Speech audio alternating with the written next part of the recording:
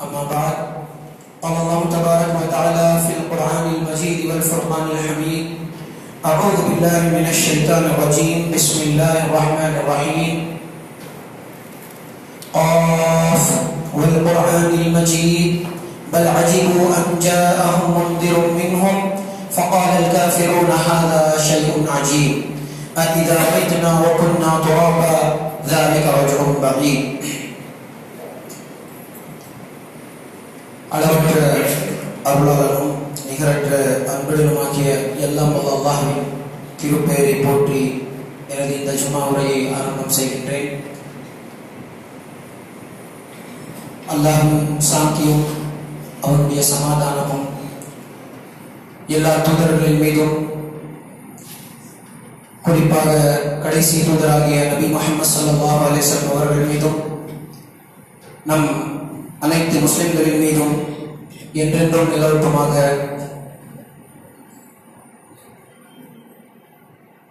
இந்த ஜும்மா உரையிலே இஸ்லாம் கூறும் தேசப்பற்று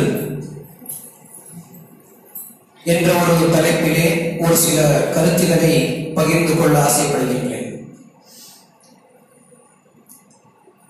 சூழ்நிலை எவ்வாறு இருக்கின்றது, காலம் எப்படி நகர்ந்து கொண்டிருக்கிறது என்பது நாம் அறிந்த விஷயமே.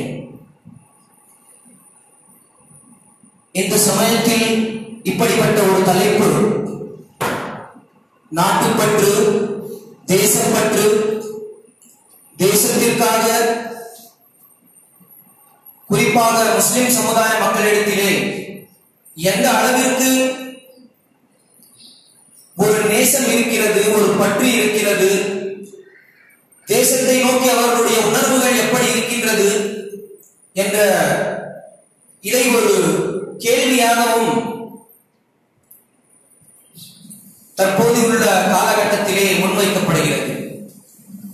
அதே சமயத்தில் இந்த தேசப்பற்று என்ற ஒரு வார்த்தையிலே, இந்த தேசப்பற்று என்ற இந்த ஒரு உணர்விலே முஸ்லிம் சமுதாயம் ஒரு கவனக்குறைவோடு காலத்திற்கேற்ப நாம் செய்து கொள்ளலாம் என்ற அந்த ஒரு கவனக்குறைவோடு நடந்து கொண்டால் இஸ்லாமியர்களின் கொள்கையாகிய ஏகத்துவத்திலிருந்து அவர்கள் விலகி சென்று விடுவார்கள். இப்படிப்பட்ட பல விஷயங்கள் இந்த தலைப்பில் இருக்கின்றது. அதனால்தான் இந்த ஜும்மா மேடை வாயிலாக இந்த தலைப்பை நாம் பேசுவதற்காக ஒரு காலகட்டத்திலே நாம் இருக்கின்றோம். முதலாவதாக தேசப்பற்று என்றால் என்ன என்பதை நாம் விளங்கிக் கொள்ள வேண்டும். தேசம் என்றால் என்ன? தேசம் என்பது எப்போதுமே ஒரே ஒரு எல்லைக்குட்பட்டு தேசம் இருக்காது. நம்முடைய தந்தை பிறந்த ஒரு தேசம் வேறு, நாம் இப்பொழுது வாழ்ந்து கொண்டிருக்கின்ற தேசம் வேறு. இப்பொழுது இவர்கள் நமக்கு இங்கே குடியுரிமை தருவதற்கு நம்முடைய தேசப்பற்று பற்றி இவர்கள் கேள்வி கேட்கிறார்கள். ஆனால் நம்முடைய பெரியவர்கள் நான் பிறக்கும் போது பங்களாதேஷ் என்ற ஒரு தனி நாடு இருந்ததில்லை, பாகிஸ்தான் என்ற ஒரு தனி நாடு இருந்ததில்லை. இன்றைக்கு இவர்கள் மத்தியிலே பாகிஸ்தானுக்கு எதிராக நீங்கள் இருந்தால்தான் நீங்கள் இந்தியாவிற்கு தேசப்பட்டுள்ளவர்களாக இருப்பீர்கள். நீங்கள் பங்களாதேஷுக்கு எதிராக இருந்தால்தான் நீங்கள் இந்தியர்கள், இந்தியாவை நீங்கள் நேசிக்கிறீர்கள் என்று அர்த்தம். அப்போது நம்முடைய முந்தையர்கள், நம்முடைய பெரியவர்கள், தந்தைகள் அப்போது அந்த ஒரு தேசமே இல்லையே. அந்த காலகட்டத்தில் அவர்கள் தேச விரோதிகளாக இருந்தார்களா? உண்மையான தேசப்பற்று எது என்று நாம் அறிந்து கொள்ள வேண்டும். இப்போது உள்ள அரசியல்வாதிகள், அதிகார வர்க்கத்தில் இருக்கக்கூடியவர்கள், இவர்கள் என்னென்ன சொல்கிறார்களோ அதையெல்லாம் நாம் ஏற்றுக்கொண்டு, அதற்கெல்லாம் நாம் செவிசாய்த்துக் கொண்டு, அதற்கு எதிர்ப்பு குரல் எடுக்காமல் அதே போல் நாம் வாழ்ந்துவிட்டால் தேசப்பற்று. அப்படி நாம் எதிர்த்து போராடினால் அல்லது சத்தியத்தை முன்வைத்தால், அரசியல்வாதிகளால் செய்யப்படும் தவறுகளை சுட்டிக்காட்டினால் இவர் தேசப்பற்றற்றவர், இவருக்கு தேசத்தின் மீது நேசம் இல்லை, இவர் தேச துரோகி, இவர் தேசத்திற்கு விசுவாசமானவர் அல்ல என்று குறிப்பாக முஸ்லிம் சமுதாயத்தின் மீது ஒரு அவதூறு பரப்பப்படுகிறது. மக்கள் மத்தியிலே ஒரு கருத்து உருவாக்கப்படுகிறது. முதலில் முஸ்லிம் சமுதாயத்தவர் தேச துரோகிகள், இவர்களுக்கு தேசப்பற்று கிடையாது, இவர்கள் இவர்களுடைய மார்க்கத்தின் அடிப்படையில் அடிப்படைவாதிகள் என்று ஒரு பொய்யான பிம்பத்தை இவர்கள் உருவாக்குகிறார்கள். இதை செய்த பிறகு பொதுவாக பொதுமக்கள் என்ன நினைப்பார்கள்? ஆம், தேசப்பற்றுள்ளவர்கள் தான் இந்த தேசத்திற்கு சொந்தக்காரர்கள், அவர்கள் தான் இங்கு வாழ உரிமை உள்ளவர்கள் என்று நினைப்பார்கள். அதனால்தான் நாம் மக்களுக்கும் நாமும் உண்மையான தேசப்பற்று எது, இஸ்லாம் அதற்குண்டான வழிமுறைகள் என்னென்ன நமக்கு சொல்லிக் காண்பிக்கிறது என்பதை நாம் அறிய வேண்டும். இந்திய அரசியல் அமைப்பு பொறுத்தவரை அரசியல்வாதிகளுக்கு கட்டுப்பட்டு நடப்பது தேசப்பற்று கிடையாது. அரசியல்வாதிகளுக்கும் நிர்வாகிகளுக்கும் கட்டுப்பட்டு நடப்பது தேசப்பற்று கிடையாது. மாறாக நம் இந்தியர்களால், இந்திய குடிமக்களால் இயற்றப்பட்ட அந்த சட்டம், அதற்கு ஒப்புதல், இந்தியர்கள் மூலமாக ஒப்புதல் அளிக்கப்பட்ட அந்த சட்டத்தை மதித்து அதை பின்பற்றி செல்வதுதான் இந்திய தேசம் அளவிற்கு இந்திய தேசப்பற்று. அதுதான் இவர்கள் இந்திய அரசியல் சாசனத்திற்கு எதிராக நடந்து கொள்வார்கள். அதை தட்டி கேட்டால் அதுவே தேச துரோகியாக நாம் மாறிவிடும்.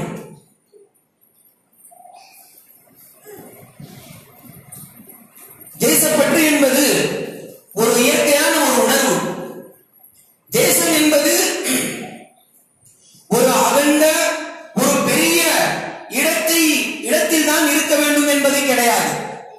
மனிதனுடைய இயற்கையில், அவனுடைய இயல்பில் தேசம் என்றால் அவன் பிறந்த இடம். நமக்கு தமிழ்நாடு, நாம தமிழ்நாட்டில் வாழ்ந்தாதான் தமிழ் நம்முடைய தேசம், தமிழ் தேசம் அப்படின்னு சொல்லி சொல்றாங்க. ஆந்திரா அவர்கள் எல்லாம் தெலுங்கு தேசம் என்று கூறுவார்கள். கர்நாடகா அந்த ஸ்டேட் கன்னட தேசம் என்று கூறுவார்கள். தமிழர்களை நாம் வட இந்தியாவில் போய் குடியமர்த்தி, நீங்கள் அங்கே இருங்கள், கொல்கத்தாவில் இருங்கள், பங்காளில் இருங்கள், பீகாரில் இருங்கள் என்றால் நம்மால் இருக்க முடியுமா? இல்லை. நம்முடைய இந்த பிரதேசம் என்பது ஒரு வெயில் அதிகம் கொண்ட ஒரு இடமாக இருக்கிறது. அந்த வட மாநிலங்கள் எல்லாமே குளிர் பிரதேசமாக இருக்கிறது. அவர்களுடைய ஆடை கலாச்சாரம், அவர்களுடைய சாப்பாடு வகைகள் அனைத்துமே நமக்கும் அவருக்கும் வேறுபட்டுதான் இருக்கும். அப்போது நாம் பீகாரிலோ, அலகாபாதிலோ, கல்கத்தாவிலோ, பங்காளிலோ நாம் போய் இருக்கும் பட்சத்தில் அது நமக்கு ஒத்து வராது. யாரும் அங்கே இருப்பதற்கு நாம் என்ன செய்ய மாட்டோம்? ஆசைப்பட மாட்டோம். இப்படிதான் இயற்கையாக நடந்து கொண்டிருக்கிறது. அப்போது இப்படிப்பட்ட மக்கள் எல்லாமே தேச விரோதிகளா?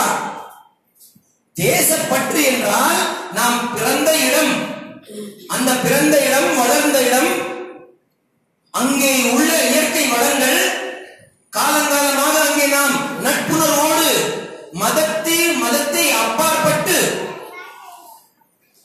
ஒரு நட்புறவோடு நாம் வாழ்கின்றோமே, அந்த மக்கள் மத்தியிலே நமக்கு இருக்கும் அந்த நட்பும் அதுதான் தேசப்பற்று. அவர்களுக்காக நாம் நல்லதை செய்வதுதான் தேசப்பற்று. இதை விட்டுவிட்டு மாறிக்கொண்டே இருக்கும் இந்த எல்லைகளை இவர்கள் எடுத்துக்கொண்டு ஏற்படுத்தி விட்டுக் கொண்டு இந்த எல்லைக்குட்பட்டு நீங்கள் ஒரு பற்றோடு இருக்க வேண்டும் என்றால் இது மனித இயல்பிற்கு மாறானது, மனித இயற்கைக்கு மாறானது. அப்படி இருக்க முடியாது. சமீப காலமாக ஒரு சில சுவாரஸ்யங்கள் நடந்தது. 2 வாரங்களுக்கு முன்னதாக ஒமன் நாட்டில் நாட்டினுடைய சுல்தான், அங்கு உள்ள அந்த மன்னர் இறந்து விட்டார். அந்த மன்னருடைய துக்கத்தை, அனுதாபத்தை தமிழ்நாட்டில் இருக்கக்கூடிய ஒருவர் அதை போஸ்டர் அடிச்சு அது தன்னுடைய அனுதாபத்தை, தன்னுடைய அந்த துக்கத்தை அவர் வெளிப்படுத்துகிறார். ஏன்? காலகாலமாக அவர் அந்த மஸ்கத்திலே இருந்து அங்கே அவருக்கு உருவான அந்த ஒரு நட்புணர்வை கொண்டு அங்கே அவர் எத்தனை நல்ல விதமாக அவரிடத்திலே நடந்து கொண்டார்கள் அவர்கள், அதையெல்லாம் கருத்தில் கொண்டு அவர்கள் தன்னுடைய அனுதாபத்தை வெளிக்காட்டினார். அப்பொழுது நீ எப்படி இந்தியனா இருந்துட்டு மஸ்கத் மன்னரை, ஒமான் மன்னரை நீ எப்படி அஞ்சலி செலுத்தலாம் அப்படின்னு கேட்டா அது தேச துரோகமா? ஆஸ்திரேலியாவில் மாத கணக்கில் காட்டுத்தீ பரவி இருந்துச்சு. அப்போ அதுக்காக நாம் எல்லாமே இங்க என்ன செஞ்சோம்? துக்கப்பட்டோம், வருத்தப்பட்டோம். இப்படி செஞ்சா அது தேச துரோகமா மாறிவிடுமா? இல்ல. இங்கே ஒரு சிறுவன் அந்த ஆழ்துளை கிணறிலே விழும்போது அதற்காக உலகம் ஃபுல்லாக என்ன செஞ்சாங்க? ஒரு அனுதாபத்தை அவர்கள் பகிர்ந்து கொண்டார்கள். அப்போது அவர்கள் எல்லாம் தேச துரோகிகளா? எல்லைக்குட்பட்டு ஒரு எல்லையை வகுத்துக் கொண்டு இதுக்குள்ளேதான் நீங்க இருக்கணும் அப்படின்னா இது மனித நேயத்திற்கு எதிரானது. தேசப்பற்று என்றால் தான் பிறந்த இடத்திற்காக, அங்கே சுற்று வட்டாரத்தில் இருக்கின்ற அந்த நட்பிற்காக அவன் விசுவாசமாகவும் அதற்காக அவன் பாடுபடக்கூடியவனாகவும் இருப்பதுதான் தேசப்பற்று. இந்த எல்லை எல்லாமே மாறிக்கொண்டே இருக்கும். இந்த எல்லையை நாம் வைத்துக் கொண்டு இந்த எல்லைக்குட்பட்டு தான் நீங்கள் இருக்க வேண்டும் என்றால் இது மனித இயல்புக்கு மாறானது. இதை நாம் முதலில் புரிந்து கொள்ள வேண்டும். இதை விட்டுவிட்டு இவர்கள் எப்படி நினைக்கிறார்களோ அப்படியே நாம் தேசப்பற்றை இது செய்ய வேண்டும் என்றால் அதை நாம் எடுத்துச் செல்ல வேண்டும் என்று இவர்கள் நினைத்தால் அப்படிப்பட்ட தேசப்பற்று நமக்கு கண்டிப்பாக தேவையில்லாத ஒரு மனித இயல்புக்கு மாறானது. அடுத்ததாக இவர்கள் கூறும் தேசப்பற்று எப்படி இருக்கிறது என்று நாம் ஆராய வேண்டும். இந்தியாவை பொறுத்தவரை இது ஒரு மத சார்பற்ற நாடு, ஒரு ஜனநாயக நாடு. இந்திய குடிமக்களாகிய நாம் என்று நம்மால் உருவாக்கப்பட்ட ஒரு அரசியல் சாசனத்தை நாமே அதை ஏற்று நடப்பதுதான் இந்த இந்திய நாடு. அப்படி இருக்கும் பட்சத்திலே ஒரு சார்பு, ஒரு மதத்தை சார்ந்து இவர்கள் அந்த சட்டங்களை இயற்றினால் அந்த சட்டங்களை நாம் என்ன செய்ய வேண்டுமா? அதைப்படிதான் நடக்க வேண்டுமா? உதாரணத்திற்காக பொது சிவில் சட்டம் என்று இவர்கள் கொண்டு வருவதற்காக முயற்சிக்கிறார். அதற்காக பொய்யான ஒரு சில தகவல்களை இவர்கள் தெரிவிக்கிறார். என்னவென்று, இது ஒரு ஒற்றுமையாக இருக்கும், மத சண்டைகள் ஆகாது, இப்படி அப்படி என்று ஒரு பொய் பிரச்சாரம் செய்யப்படுகிறது. பொது சிவில் சட்டம் என்பது இந்த இந்திய அரசியல் அமைப்புக்கும் இந்திய அரசியல் சாசனத்திற்கும் அது ஒரு எதிரானது.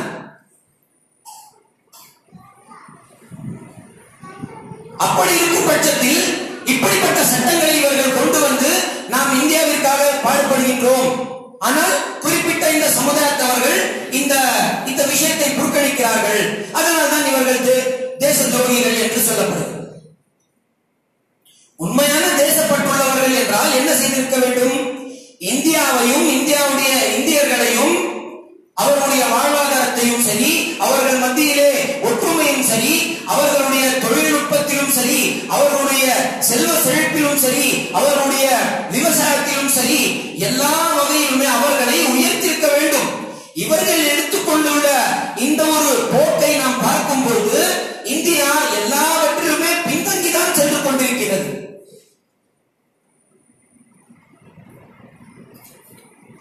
இப்படி இவர்கள் செய்து ஒரு புறத்தில் இருக்கும் பொழுது நமக்கு நம்மிடத்தில் தேசப்பற்றி இவர்கள் கேட்கிறார்கள்.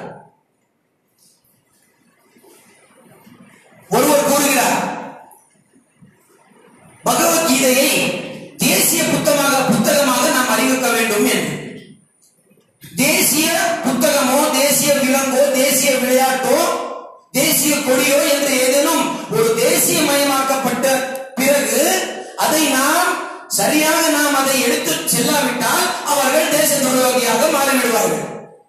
அப்படி இருக்கும் பட்சத்தில் எந்த விஷயத்தை இவர்கள் தேசியமயமாக நினைக்கிறார்கள்? தேசிய அளவில் இவர்கள் எதை முன்னிறுத்துகிறார்கள்? பகவத்கீதையை நாம் தேசிய ஒரு புத்தகமாக செய்துவிடலாம் என்று ஒருவர் கூறுகிறார். இன்னொருவர் கூறுகிறார் என்னவென்று,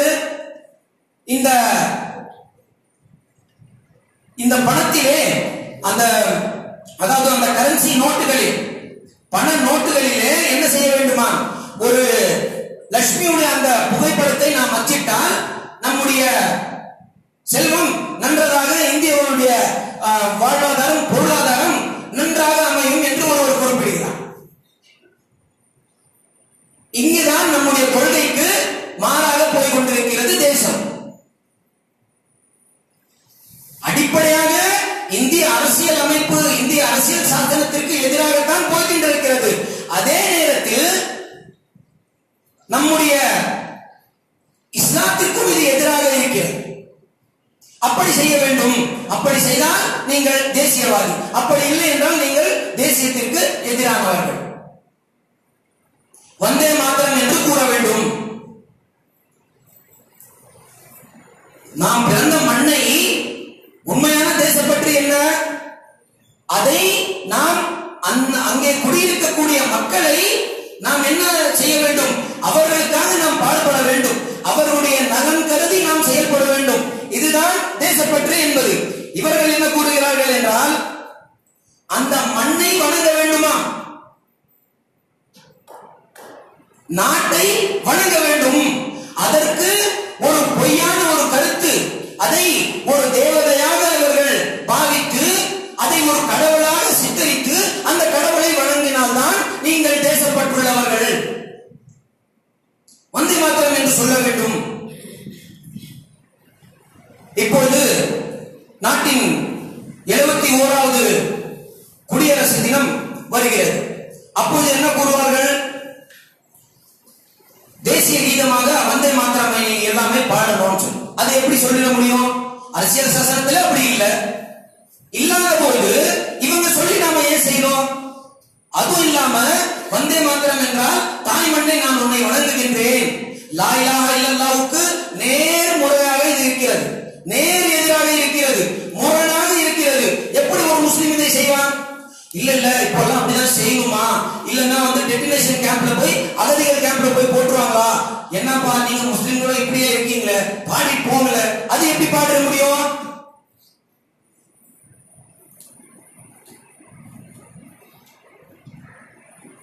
அதே போன்று பொது சிவில் சட்டத்தை எடுத்துக் கொள்ளுங்கள். இந்திய அளவிலே 15 அல்லது 17க்கு ஏறக்குறைவாக தனி சிவில் சட்டங்கள் இருக்கின்றது.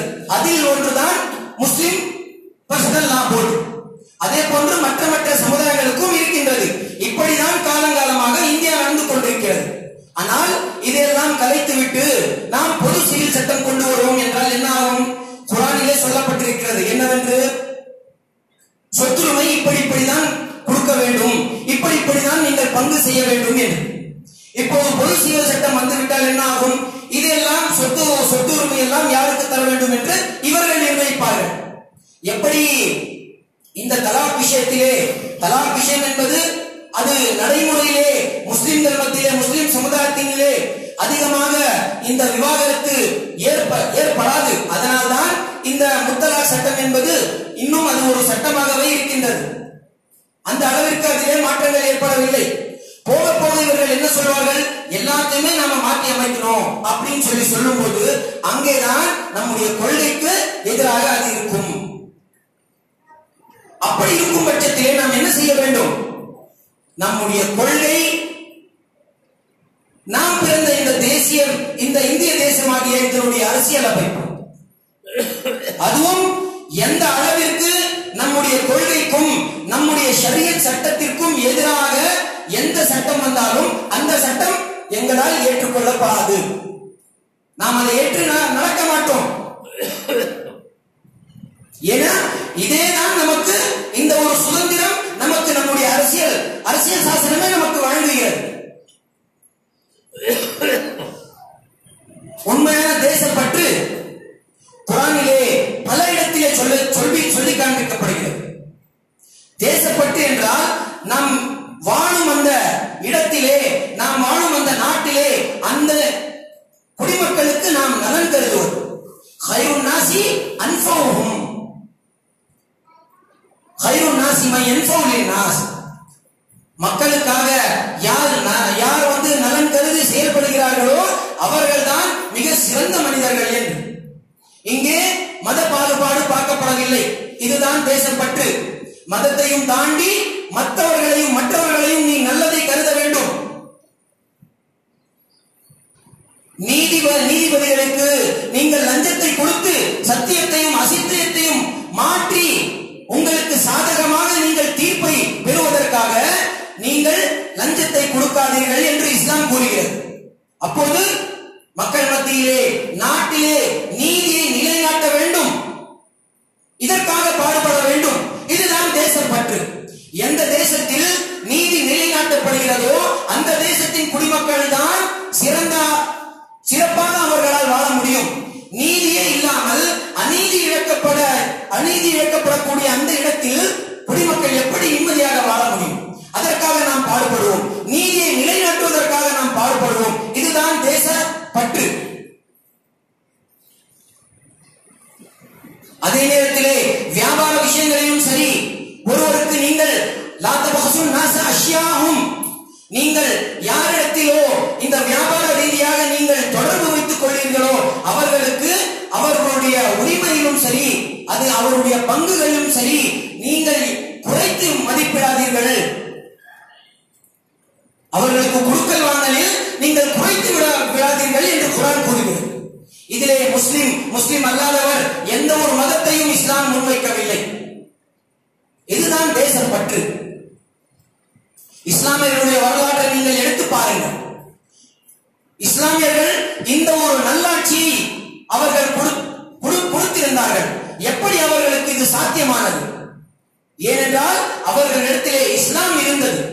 முஹம்மது பின் காசிம் என்ற அந்த மன்னர் இந்த நாட்டிலே ஆண்ட பிறகு இந்த நாட்டை விட்டு வெளியே அவர் போகும்போது முஹம்மது பின் காசிம் அந்த தெரு முனைகளில் எல்லாமே, அந்த தெரு ஓரங்களிலே ஆண்களும் பெண்களுமாக நின்று அழுது தேம்பி அவர்கள் அழுது முஹம்மது பின் காசிம் அவர்களை வழி அனுப்பி வைத்தார்கள்.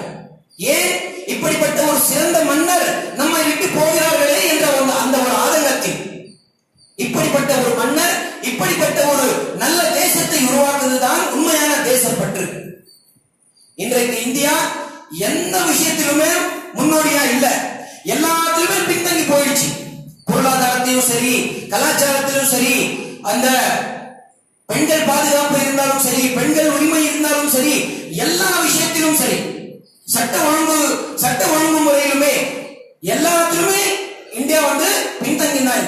ஒவ்வொன்னா வந்து அறிக்கைகள் வந்து கொண்டே இருக்கிறது. அரசாங்கத்தால்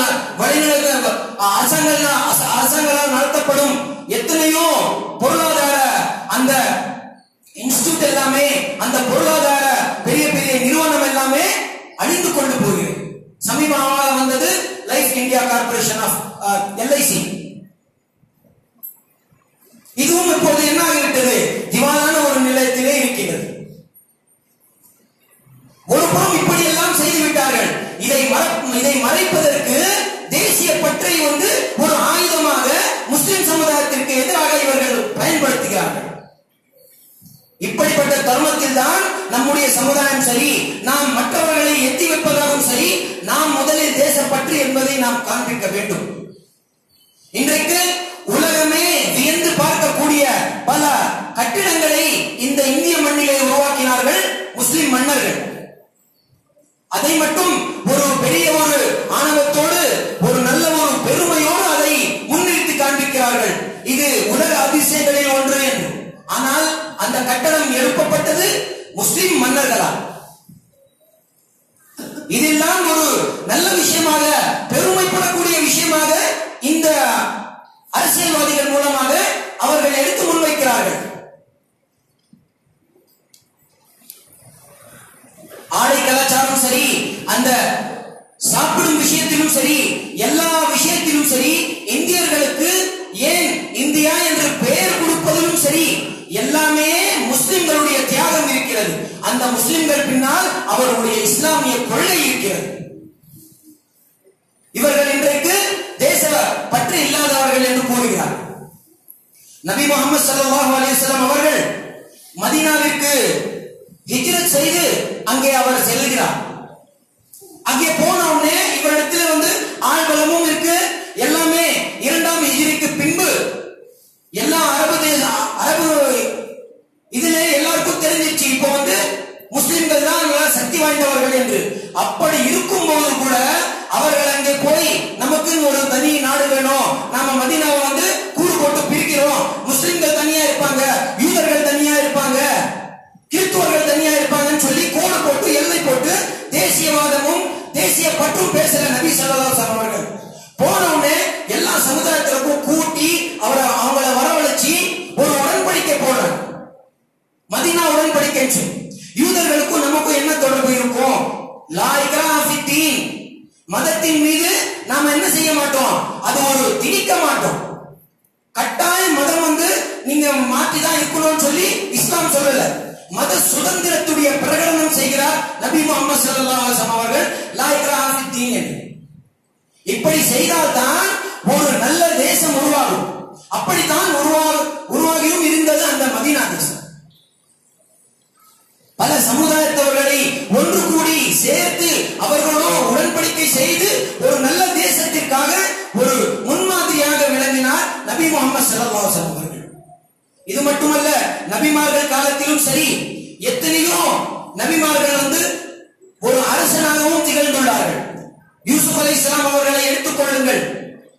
எகிப்து நாட்டை அவர்கள் எந்த நல்ல முறையிலே அவர்கள் ஆண்டினார்கள், அதை எப்படி அதை கொண்டு சென்றார்கள், அதனுடைய செல்வ செழிப்பிலும் சரி அதனுடைய விவசாயத்திலும் சரி எப்படி நல்ல மாற்றங்களை அவர்கள் கொண்டு வந்தார்கள் யூசுப் அலைஹிஸ்ஸலாம் அவர்கள். இதுதான் உண்மையான தேச பற்று.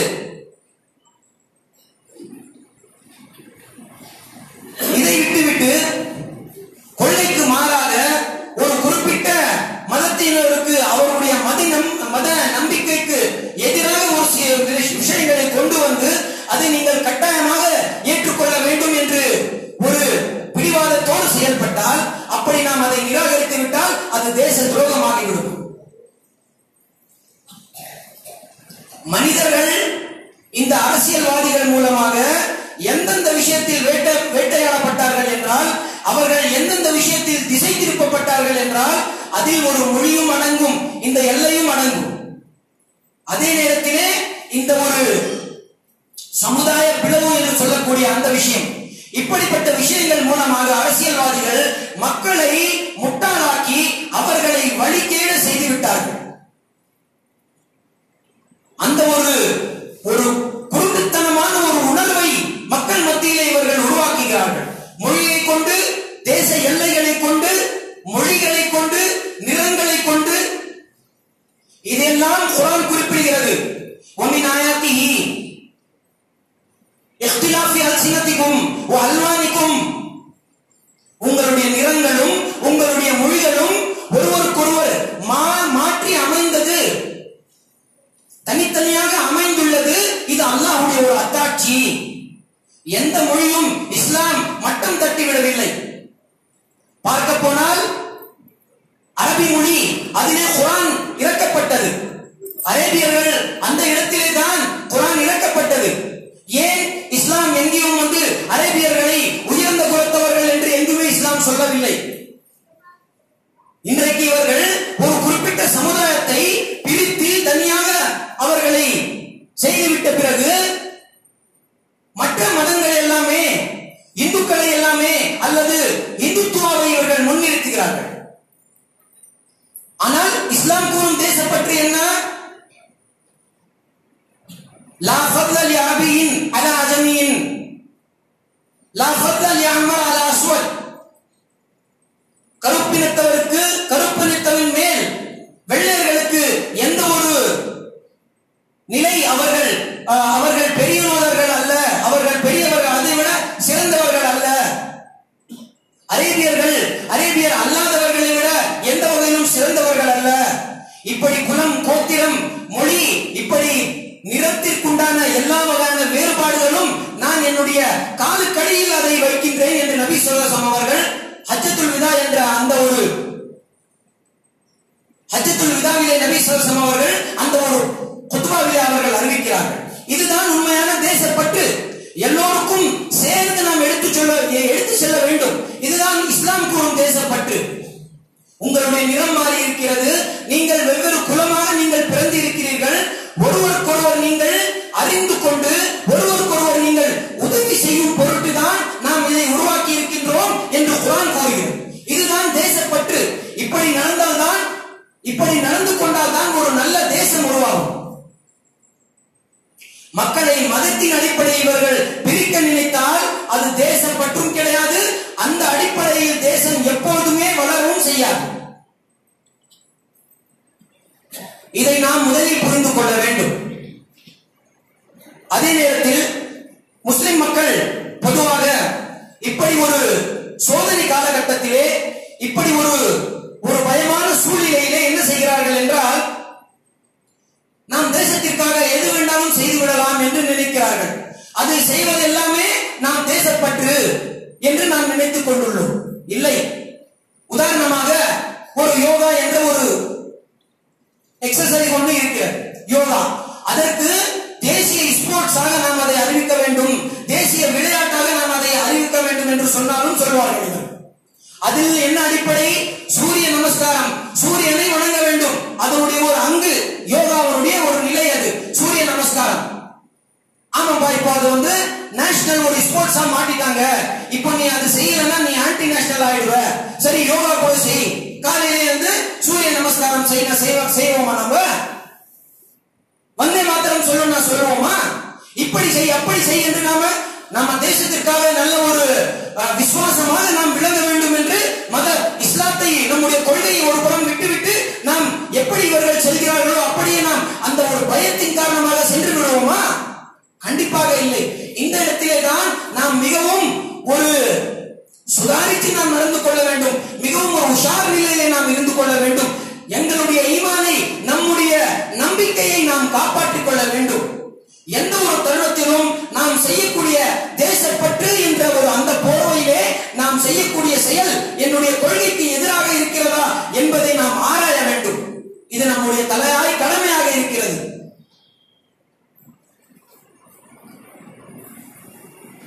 இந்த பிரபஞ்சத்தை, எல்லா வகையான நாடுகளையும் படைத்தவன் அல்லாஹ். இதை குடியமர்த்தவனும் நம் எல்லோரையும் படைத்தவனும் அல்லாஹ். இந்த நாட்டிலும் சரி, எந்த நாட்டிலும் சரி, எல்லா சமுதாயத்தவர்களும் ஒன்று சேர்ந்து நமக்கு எதிராக இருந்தால் கூட அல்லாஹ் நினைக்காவிட்டால், அல்லாஹ் எங்களை பாதுகாப்பாக, அல்லாஹ் எங்களை பாதுகாத்து விட்டால் யாராலும் ஒன்றும் அசைக்க முடியாது. அதை நாம் எந்த ஒரு நேரத்திலும் நாம் அல்லாஹ்வை சார்ந்துதான் இருக்க வேண்டும். உண்மையான தேசப்பற்று எது?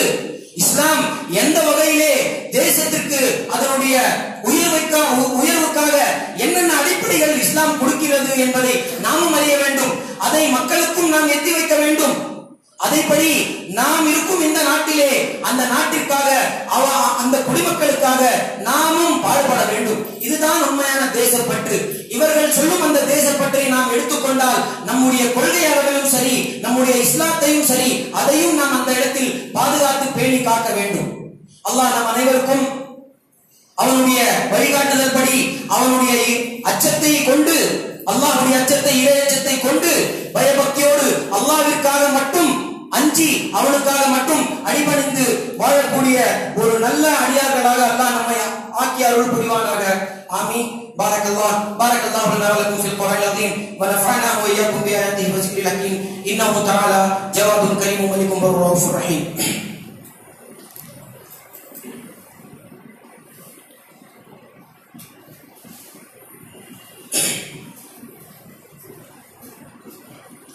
إن الحمد لله نحمده ونستعينه ونعوذ بالله من شرور أنفسنا ومن سيئات أعمالنا. من يهده الله فلا مضل له ومن يضلله فلا هادي له. وأشهد أن لا إله إلا الله وحده لا شريك له وأشهد أن محمدا عبده ورسوله أرسله بالحق بشيرا ونذيرا وداعيا إلى الله بإذنه وسراجا منيرا. أما بعد قال الله تبارك وتعالى في القرآن المجيد والفرقان الحميد أعوذ بالله من الشيطان الرجيم إن الله وملائكته يصلون على النبي يا أيها الذين آمنوا صلوا عليه وسلموا تسليما اللهم صل على محمد وعلى آل محمد كما صليت على إبراهيم وعلى آل إبراهيم إنك حميد مجيد اللهم بارك على محمد وعلى آل محمد كما باركت على إبراهيم وعلى آل إبراهيم إنك حميد مجيد اللهم انصر من نصر دين محمد صلى الله عليه وسلم ولا تجعلنا معهم عباد الله رحمني رحمكم الله إن الله يأمر بالعدل والإحسان وإيتاء ذي القربى وينهى عن الفحشاء والمنكر والبغي يعظكم لعلكم تذكرون اذكروا الله يذكركم وادعوه يستجب لكم ولذكر الله أكبر والله يعلم ما تصنعون.